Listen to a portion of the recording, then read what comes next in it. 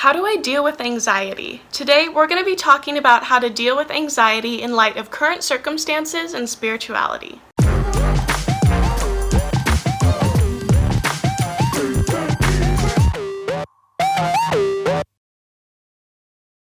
Hey friends, welcome back to another episode of Called and Unqualified, a Create Worship Inspire video series. So my name is Brenna, and I'm certainly not a mental health expert, but I do live with anxiety. I didn't really realize what a blessing it was to have lived with anxiety before all of the events of 2020 have happened, because living with anxiety has just taught me to keep going and push through even when everything feels like it's going to come crashing down.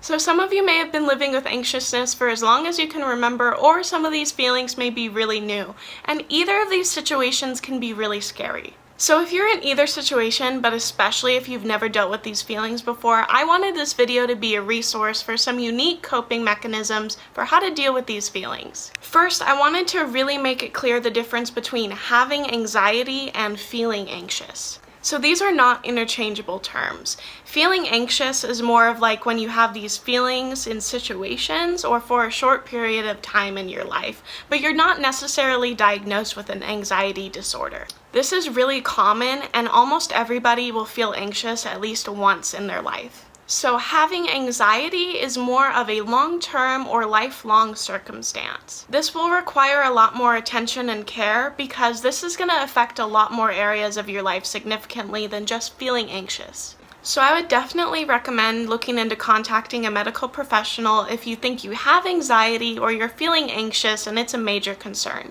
So I just wanted to suggest some of the ways to deal with anxiety that you yourself can try, or you can recommend to a loved one that's feeling anxious. But these will not for sure work, but they also won't hurt, and they're worth a try. Because a lot of people deal with anxiety in different ways. For example, me, when I feel anxious, I really like to be around a lot of other people, especially loved ones. But some of my other family members, when they feel anxious, would rather be alone and just take some time to breathe.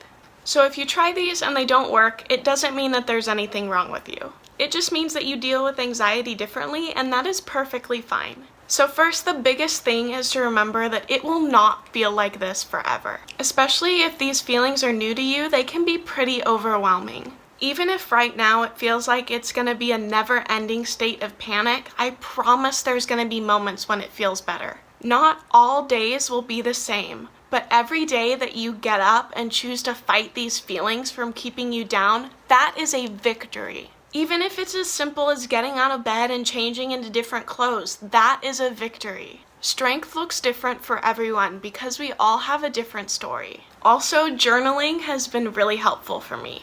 I journal mostly at night, and this helps me get all of my ideas out before I try to sleep. But it's not a cure-all. Some nights journaling works better than other nights, and that's okay. Other people with anxiety like to journal in the morning so they don't have to carry their worries around with them all day long. So you may have to figure out just what works for you, and this may have to change based off of what's bothering you more. If you're worrying more most of the day and it's distracting, or if you're having trouble sleeping. Another reason I really like journaling is when I reread old entries, it helps me figure out what helped during those times. It's also really encouraging to reread some of the other hardships and difficulties that I've lived through. Also, in hindsight, it helps you see some of the things or people that were in your life that really didn't work and actually just made you more anxious. So to work through some of these breakthroughs, I would highly recommend counseling. Especially for millennials and Gen Z, I feel like we're doing a really good job of distancing ourselves from the stigmas of counseling. I feel like all people, even people that are labeled healthy, could really benefit from going to counseling. Not only is this person going to be a mental health professional, but they can look at your habits and situations in your life that you've lived through from a different perspective. Especially if you have a lot of trouble being vulnerable with people that you know personally, counseling is a great place where you can let out all of your hurts and worries without being judged. I can almost assure you that you are not the first person that has felt this or been in this situation before. Some professionals will give you coping mechanisms, and other professionals will just give you a place to talk about your feelings. An uncommon suggestion that I have, especially if you are a Christian that cares about your faith, is looking into going to a Christian counselor. So in my life, I've been to both a secular and a Christian counselor, and both were productive, but there was a significant difference in going to see a Christian counselor. Someone of your same worldview is going to be able to understand your perspective and your experiences more from your point of view, but also they'll be able to give you coping mechanisms that align with your values. It is important to expose ourselves to other worldviews, but if you're seeking counsel, it's going to be a lot more productive to seek counsel from a Christian. Next, be okay with taking breaks from anxiety-inducing situations, but with the intention of returning to the challenge. This really needs to be paired with the truth of it will not feel like this forever. If you're in anxiety-inducing situations such as talking on the phone, speaking in class, having deep relationships, it's okay to take a step back until you're ready to heal. But it should be the intention of healing instead of running away. Please don't listen to the lie that because it hurts now, you will never be able to return to that thing. If you always avoid these situations, your anxiety wins. Progress with little steps until you're ready to take anxiety out of its place of power in this situation. So to help judge what's going to be healthy or unhealthy discomfort in these situations, this is also a really good place for a counselor to help.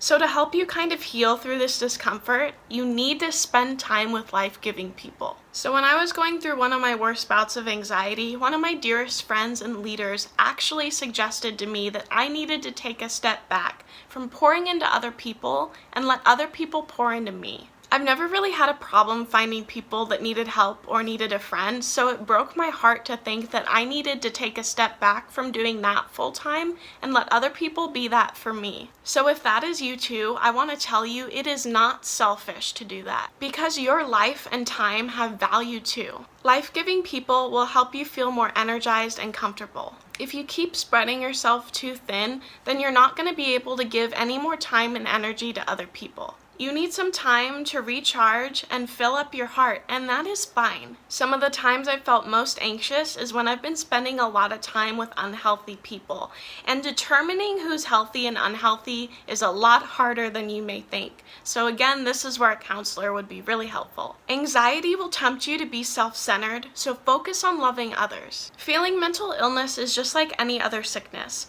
Sometimes you need to take some time to recover and heal, but if you focus too much on yourself, this can actually make you feel more anxious. Anxiety can be used as an excuse to not love others or spend time serving them, and this is really dangerous. You are designed to work and serve something bigger than yourself. So if you're spending almost all of your time just focusing on your problems, this is going to make you feel more anxious. Because if you focus on loving others, this is going to distract you from falling into self-pity. Because when you focus on others, you are fulfilling your bigger purpose. And though it may be counterintuitive, this will make you feel less anxious. But most importantly, you will not be able to solve your anxiety by yourself. I believe that if we look inside of ourselves for healing, this is a surefire way to make anxiety worse. You are not made to handle this on your own, so if you try to fix it all on your own, it's not going to work. The world will tell you that it is your job to feel empowered. So then why do these people still feel anxious? It's because it goes against the truth. Stop looking for inward power and start looking for the upward power. I believe that Jesus is the only source of strength that will give these struggles meaning, but also he is the only one that has promised an ending to these feelings. One day there will be no more pain, no more tears, and anxiety will be conquered, but only through him. We need to give it all to God, and I'm going to be doing a separate video on this because I heard a bunch of people tell me this when I was feeling really anxious, and I was like, okay, what does that really mean? But also understand that anxiety is the battle between your flesh's fear and the promises that God has made. 2 Corinthians 10:3-5 says, "For though we live in the world, we do not wage war as the world does. The weapons we fight with are not the weapons of the world. On the contrary, they have divine power to demolish strongholds. We take captive every thought to make it obedient to Christ." So this pretty much means that we have comfort in understanding that our anxiety is not eternal and will be defeated by God's strength and promise. Because of this upward power, anxiety is actually a blessing, and it took me a long time to realize this. So one of my favorite verses is actually 2 Corinthians 12:9-10. "My grace is sufficient for you. My power is made perfect in weakness. Therefore, I will boast all the more gladly about my weaknesses, so that his grace may rest upon me. For when I am weak, I am strong. So this means that even though our anxiety tries to pull us away from God, it helps us lean into His strength and helps us realize that we can't make it on our own. It's less of a temptation to be self-sufficient as Western culture encourages us to be. You are going through this for a reason. This is not pointless. God may use this to help you through other people that feel anxious, because the more you push through this chaos, and we all know there's going to be chaos, you can still love people when everything feels like it's falling apart. Your life is beautiful and valuable, and you are strong because of strength outside of yourself, and that will never change. Okay friends, thank you so much for watching. I hope you all continue to stay healthy and safe. Please like this video and subscribe if you haven't already, but also follow Create Worship Inspire on Instagram. Also, please comment down below with any other suggestions that you would have for somebody who's still trying to figure out how to deal with their anxiety. Also, please leave any suggestions that you have for future videos. See you next time! Okay, I just want to remind you guys that this episode and this channel are sponsored by success@daytrading.com. Go check them out. Looking for a quick, flexible way to supplement or replace income? Even if you're just starting out or looking to improve your day trading skills, success@daytrading.com offers education, coaching, and software to help you reach your financial goals. No prior experience is required and no need to risk your own money. We'll train you to trade our money. Visit success@daytrading.com.